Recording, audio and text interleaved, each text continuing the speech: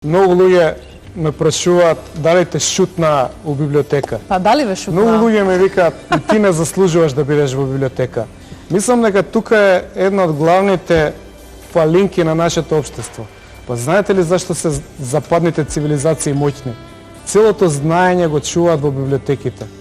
Фундаментот на едно општество лежи во библиотеките. Кој како сака нека мисли зашто сум ја во библиотека. Јас можам да кажам дека се чувствувам задоволен и дека прв пат во животот можам на дневна основа да правам поместувања напред, кои што не се толкуваат како политички поместувања, туку реални, квалитетни поместувања, кои што може да имаат интерес за граѓаните.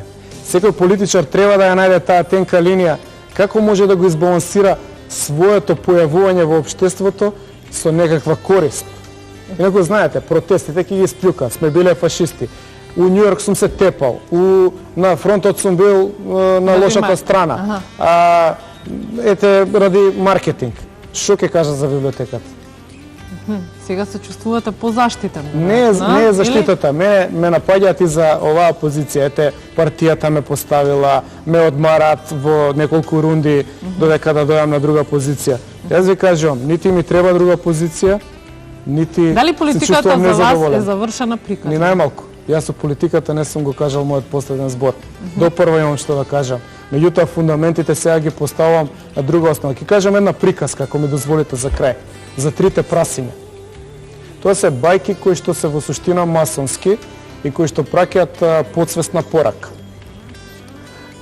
Трите прасиња, знаете, едното правило од картони куќичка, а другото правило од трски. А целото време после играле, се веселеле, биле многу весели. А додека едното прасе постојано редело цигли и тие цигли, кога дошол волкот, не можел да ги сруши. А поентата е дека некогаш во животот не треба да се брза, циглите, тулите треба да се редат една по една за да имаат солидна основа.